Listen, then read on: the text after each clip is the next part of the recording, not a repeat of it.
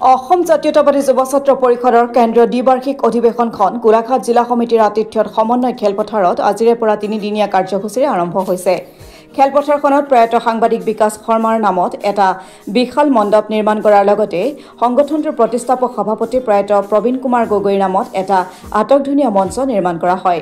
আজি পুৱা আদৰণি সমিতিৰ সাংস্কৃতিক উপসমিতিৰ তত্ত্বাৱধায়ক আব্দুল হাছিমে আধৰা সভাত জননেতা প্ৰবীণ কুমাৰ গগৈৰ সোঁৱৰণী মঞ্চ আনুষ্ঠানিকভাৱে উদ্বোধন কৰে ডক্টৰ অমৰেন্দ্ৰ নাথ দত্তই। সভাত বিভিন্নজনক সম্বৰ্ধনাৰ অন্তত দিহানাম প্ৰতিযোগিতা উদ্বোধন কৰে সাংস্কৃতিক কৰ্মী ৰুমি শইকীয়াই। ইয়াৰ পিছতে মহেশ্বৰী ভৱনত প্ৰতিনিধি সভাখন অনুষ্ঠিত হয়।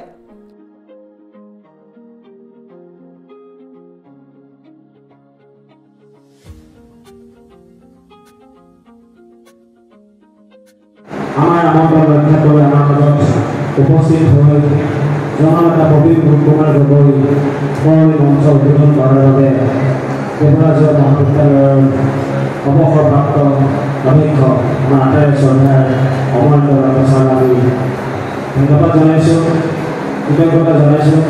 আমাৰ আমন্ত্ৰণ ৰক্ষা কৰি এই দায়িত্ব সুচাৰুৰূপে পালন কৰিলে। আজি কাৰ্যসূচীৰ ভিতৰত অন্যতম কাৰ্যসূচী গোলাঘাট জিলাৰ ভিতৰতে বিভিন্ন ক্ষেত্ৰলৈ সামাজিক সাংস্কৃতিক ক্ৰীড়া শৈক্ষিক ক্ষেত্ৰখনলৈ বৰঙণি আগবঢ়োৱা জ্যেষ্ঠ ব্যক্তিক আমি নিমন্ত্ৰণ জনাই আনিছোঁ।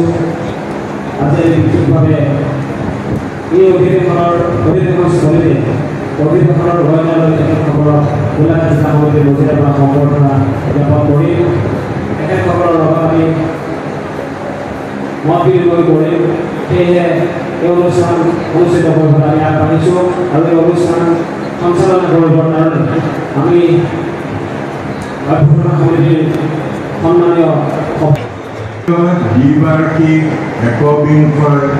একবিংশতিতম অধিৱেশন কৰিবলৈ লোৱা এই অধিৱেশনৰ প্ৰথম দিনাৰ কাৰ্যসূচী জননেতা প্ৰবীণ গগৈ সোঁৱৰণী মঞ্চ উদ্বোধন কৰাৰ উদ্দেশ্যে অভাজনক নিমন্ত্ৰণ কৰাত মই কেন্দ্ৰীয় সমিতিৰ সন্মানীয় সভাপতি সম্পাদক পলাশ শৰ্মাই আৰু ৰাতুল বৰগোহাঁই, গোলাঘাট জিলা সমিতিৰ সভাপতি ডক্টৰ দেৱজিৎ ফুকনক মুখ্য কৰি কাৰ্যকৰী সভাপতি, সাধাৰণ সম্পাদক, যুটীয়া সম্পাদক আদি বিভিন্ন বিষয়ববীয়াৰ মোৰ আন্তৰিক ধন্যবাদ জ্ঞাপন কৰিছোঁ। আজি যিখন মঞ্চ এই অনুষ্ঠানটো এই অধিৱেশনখনৰ সকলো কাৰ্যসূচী ৰূপায়ণ কৰিবৰ কাৰণে ঠিক কৰিলে। এই মঞ্চৰ নাম হৈছে জননেতা প্ৰবীণ গগৈ ডাঙৰীয়া। প্ৰকৃততে ক'বলৈ গ'লে প্ৰবীণ গগৈ মোৰ একালৰ মৰমৰ ছাত্ৰ আছিল। মই গৌৰৱ কৰি মই এইটো কাৰণে গৌৰৱ কৰিছোঁ। অসম জাতীয়তাবাদী যুৱ ছাত্ৰ পৰিষদৰ তেওঁ প্ৰতিষ্ঠাপক সভাপতিও আৰু তেওঁ যত্ন কৰিছিল। তেওঁ আছিল আমাৰ ঘৰৰ ওচৰতে, মানে ৰিং মাৰিলেই তেওঁ ঘৰটো পাওঁ। গোলাঘাটৰ পৰা প্ৰকাশ শৰ্মা ৰিপৰ্ট, অসম টুডে।